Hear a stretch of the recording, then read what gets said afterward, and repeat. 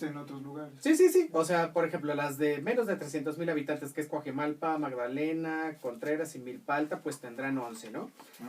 Para alcaldías con más de 300,000 habitantes y menos de 500,000, tendrán 13, que son Azcapotzalco, Iztacalco, Tláhuac, Xochimilco, Benito Juárez, Miguel Hidalgo y Venustiano Carranza. Y las alcaldías con más de 500,000 habitantes, pues van a tener 15, que son Coyoacán, Gustavo Amadero, Iztapalapa, Cuauhtémoc, Tlalpan y Álvaro Obregón. Y usted puede decir, bueno, ¿y a mí qué me importa? Bueno, pues le importa porque esto se va a reflejar en el presupuesto, ¿no?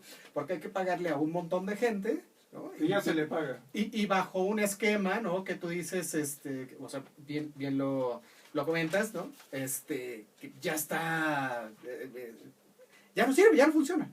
Así es, y ese es un problema importante en cuanto a las instituciones, porque a ver, ¿quién fija los criterios de por qué unos 11 y unos 15? ¿Cómo es que 4 personas más van a representar a 1,000,000 de personas más, ¿no? Claro, exacto. Entonces, ¿de dónde viene ese cálculo? Bueno, pues es un cálculo irracional, no tiene ningún sentido. Y bueno, el modelo de gobiernos locales en México, que tiene que ver con los municipios en este país, la forma en cómo se operan las gobernaturas, es un sistema que ya está obsoleto. La propia realidad ya lo rebasó. ¿Por qué?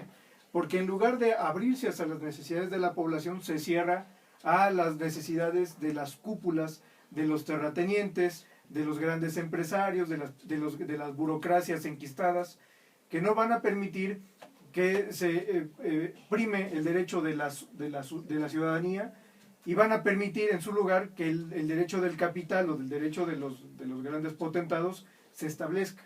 Y eso lo vemos muy sencillo. En esta ciudad, aún sin existir ese tipo de gobierno, ya existe la prevalencia del gran capital sobre el derecho de las ciudadanías. Y lo vemos en la cuestión del desarrollo inmobiliario. Díganme ustedes qué freno tenemos para decir, a ver, acaban de tirar la casa de un vecino y van a construir, y ahí donde vivían 10 personas, ahora quieren que vivan 80, ¿no? ¿Qué freno ciudadano tenemos para que eso no ocurra? Exacto. Bueno, la delegación, ¿qué va a hacer? No, es que le vamos a decir, a ver si revira su punto de vista. Pues sí, le puedes ir a gritar, a decir, pegarle pancartas, pero la decisión va a ser de él. No tiene ningún control, ningún freno. Exacto, porque ahora cada una de las alcaldías, digo, ahorita estaba centralizado en el gobierno del Distrito Federal, y decías, bueno, hasta cierto punto puede haber un control. Ahora no. Cada alcaldía tendrá lo suyo. Y es que ahí es donde está el gran problema que se ve con esa constitución. Ahí creo que habría que ver dos cuestiones. Primero, entender y definir qué es una constitución, y después ver la naturaleza jurídico-política que tiene la Ciudad de México como capital del país y con relación con la Constitución Federal, ¿no? Que ahí es donde se complica todo este asunto. Sin entrar en mayores detalles, una Constitución es un orden que establece las normas generales básicas que responde a momentos históricos, coyunturales, de una nación, ¿no? Resultado pues de los movimientos liberales que se han dado en la historia, y tenemos la primera Constitución, la norteamericana, en fin, ¿no? Pero es un conjunto de leyes generales que reconocen los elementos básicos con los que se va a constituir precisamente una nación, un país, su ordenamiento jurídico, su ordenamiento político y su, digámoslo de cierta forma, que va a establecer el deber ser, hacia dónde se quieren dirigir como país, ¿no? Este conjunto que les va a permitir saber qué es lo que ellos están buscando y cómo deben de conseguirlo.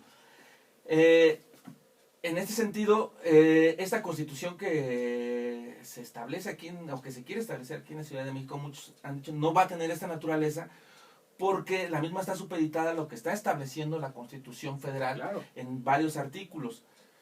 Entre ellos, por ejemplo, el artículo 116, que sigue normando la vida del Distrito Federal, y aquellos que tienen que ver con materia recaudatoria, aquellos que tienen que ver con la sustitución del jefe de gobierno, por ejemplo. Varios de estos artículos que no se presentan en los demás estados, pero que sí se presentan en el Distrito Federal, imposibilitan crear un cuerpo jurídico en términos formales de una constitución, ¿no? De que nosotros nos constituimos y nadie va a intervenir en nuestro ente soberano. El Distrito Federal no puede ser eso porque es la capital del país, pero ¿no? Eso no le quita. Entonces, bueno, a lo que voy es todo esto con relación a una cuestión. Entendiendo esa situación que se presenta, muchas de las propuestas que van a dar los diputados van a quedar en buenas ideas, en buenos deseos, y no van a pasar de ahí, porque muchos de ellos van a chocar con esta realidad que les va a imposibilitar lograrse. Ya no digamos ideas como la de todos tenemos derecho al aire, ¿no? O sea, esas cuestiones. Sino ya cuestiones un poco más complejas, como cuestiones tributarias, como cuestiones de la seguridad pública, como cuestiones de políticas. Ahí es donde va a ser imposible llevarlas a cabo, simplemente porque la Constitución Federal se va a anteponer y va a decir, eso no se puede hacer, claro, ¿no? Una de las cosas que están promoviendo, y esto con relación a lo que estábamos hablando, es la división territorial que va a tener el Distrito Federal. Ok, vamos a hacerlo. Vamos a crear nuevas bueno, ya no delegaciones, sino nuevos alcaldías que les van a denominar ahora. Va a ser ahora un alcalde. Va a tener un cuerpo de regidores y de síndicos que van a servir como de contrapeso al poder del alcalde. Como sirven en cualquier otro estado, ¿no? Que ya vimos lo democrático, transparente. Que bajo la lógica de la teoría democrática sería un sistema de pesos y contrapesos, ¿no? Sí, para que no haya un poder absoluto. Pero a ver, eso está muy bien en la teoría. La realidad es que el presidente municipal puede cooptar tanto al regidor, a los síndicos, y a cualquier otra persona que funciona en el cabildo. Pero es decir, la realidad supera a la teoría. Y es a lo que voy. Ahí en esta cuestión, o sea, mientras muchas de las funciones en la Ciudad de México están centralizadas, por ejemplo, la recolección de basura, por ejemplo, cuestión de agua, por ejemplo, cuestión precisamente esto que mencionas de la autorización del uso de la tierra, todo esto están centralizadas. De nada va a servir que tengamos, de hecho, muchos de los jefes de delegaciones se quejan de eso, sus funciones son mínimas, realmente nada más son funciones administrativas, no son funciones donde ellos realmente tomen decisión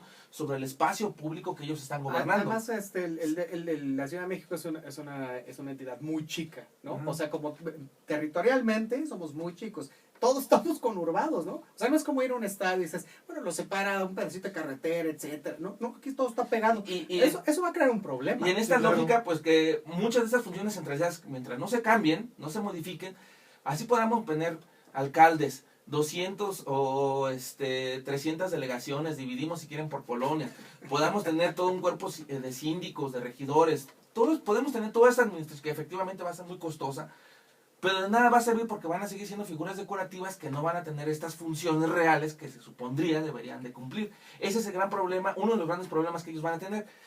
¿De qué me sirve tener ahí un cuerpo de regidores y de síndicos, por ejemplo, aquí en Miguel Hidalgo, en Benito Juárez, si no van a poder cumplir funciones porque la ley se los prohíbe por un lado y por el otro porque no tienen recursos, porque no tienen capacidad? Claro. La gente va a exigir cosas, ¿no? Ya los alcaldes, que antes le tenían que exigir al gobierno, ¿no? Al gobierno y no se va a poder porque en ese caso la ley no se va a modificar. Aún así hay alternativas, pero las alternativas no son maquillarle como le pretenden hacer la propuesta que mandó el jefe de gobierno. La alternativa es muy sencilla, la alternativa puede ser ciudadana, es decir, que las personas tengan el derecho a poder decidir sobre las cosas que pasan en su localidad. Eso es democracia, al menos yo sí lo entiendo. No solamente alguien que te suplante o que suplante tus decisiones, sino que tenga un control real.